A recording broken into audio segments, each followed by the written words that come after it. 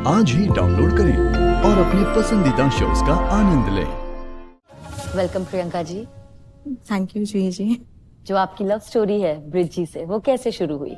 मुझे आज मैंने 2010 में एडमिशन लिया था स्कूल ऑफ ओपन लर्निंग में। पता नहीं मेरी शक्ल देख के मुझे फर्स्ट डे क्लास रिप्रेजेंटेटिव बना दिया। तो मेरे पास नोट्स हुआ करते थे, जो भी टीचर्स नोट्स शेयर करती हैं, और मुझे आज तक समझ नहीं आता कोई नॉर्मल इंसान होता तो शायद पता नहीं कैसे रिएक्ट करता, बट उन्होंने मुझसे नोट्स मांगे थे और मैंने उन्हें भगा दिया था। मैंने कहा I have kept it on the photocopy, वहां से जाके लो, प्लीज डोंट बॉदर मी। हाँ, एंड ये सेड कि मुझे इस बात से प्यार हो गया।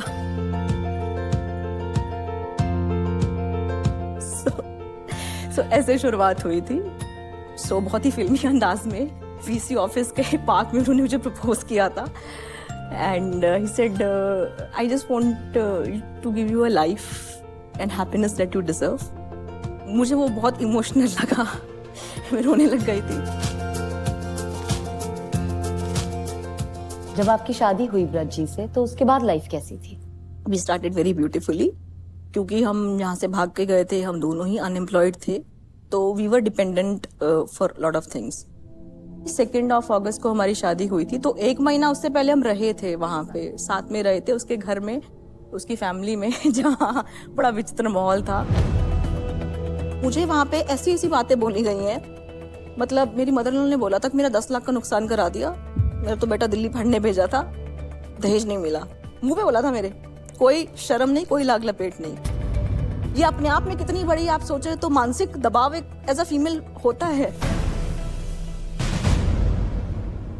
Priyanka ji, I am really sorry to hear all this कि आपको राइट फ्रॉम द बिगनिंग तकलीफें देखनी पड़ी और आपने शादी के बाद भी बहुत कुछ सहा है। जूही जी, मुझे याद है 3 साल पहले मेरी जिंदगी पूरी तरह से बदल गई।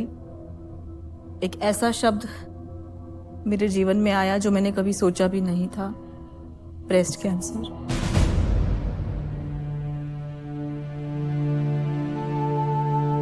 क्या स्टेज था कैंसर का? स्टेज 2। कहीं फैला नहीं हुआ था, एक ही जगह पर था, बट 5 मिलीमीटर की गांठ थी, मतलब इतनी बड़ी एक नींबू के साइज की। और वो जो गांठ थी वो थोड़ी सी मेरे चेस्ट वॉल की तरफ थी, जो चेस्ट कैविटी होती है।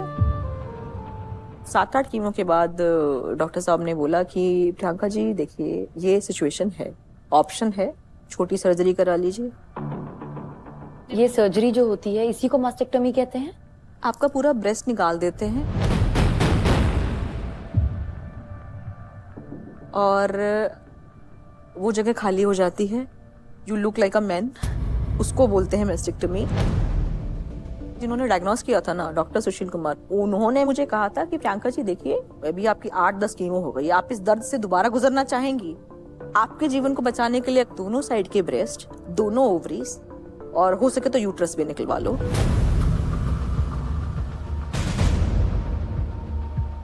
मेरा तो रोना शुरू हो गया। I am सोबिंग in tears. मेरी सासू माँ गुलाब जामुन खा रही है।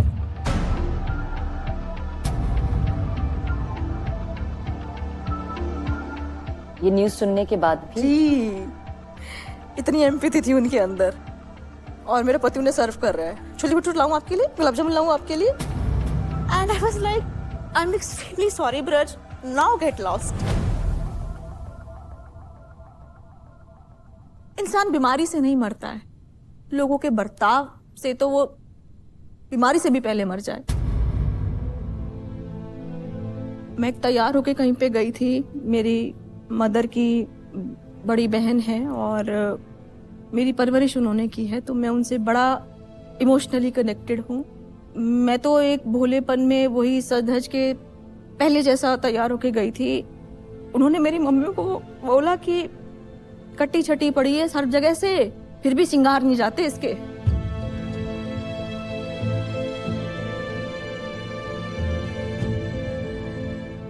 मुझे लगा जूही जी कि कैंसर से मैं इससे अच्छा मर जाती। ये माँ अपने बेटे की खातिर, उसके भविष्य के लिए कैंसर से लड़ने निकली थी। और फिर शुरू हुआ एक युद्ध, जिसका असर सिर्फ प्रियंका जी पर नहीं, उनके पूरे परिवार पर पड़ने वाला था। जब मम्मा हॉस्पिटलाइज हो रखी थी, तब मेरे को ऐसा लग रहा था जैसे मैं अपने मम्मा को खो ना दूं।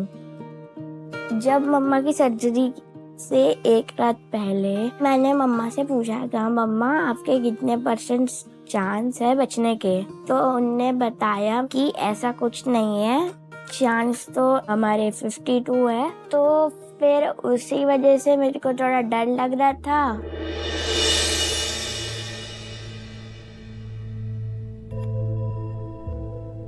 उसने बोला था ये एक रात पहले, और उसके बाद एक और बात बोली थी जो बहुत इंपॉर्टेंट है, जो मेरे पति ने नहीं बोली, मेरे बच्चे ने बोली थी। He touched my breast and said, "Mama, I won't stop loving you. Even you lose this."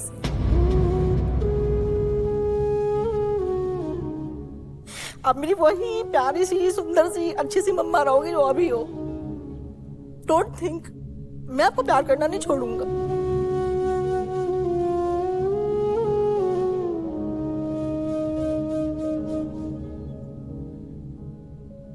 कुछ और भी दिखाना है आपको? जी। मेरी मम्मा वापस आ गई, मैं उनके साथ खेलूंगा जैसे मैं पहले खेला करता था। मेरे को बहुत अच्छा लगा था। मैं हर एक तरह से हेल्प करता था, जैसे मम्मा के लिए पानी ले आता था, कभी मम्मा की हेल्प कर देता था खड़े होने में।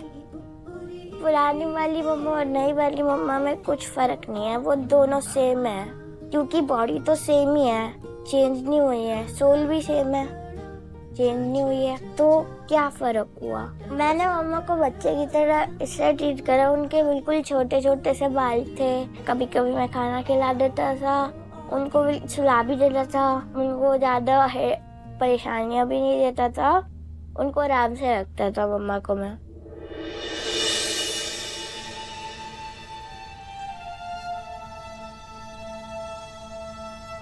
करता था।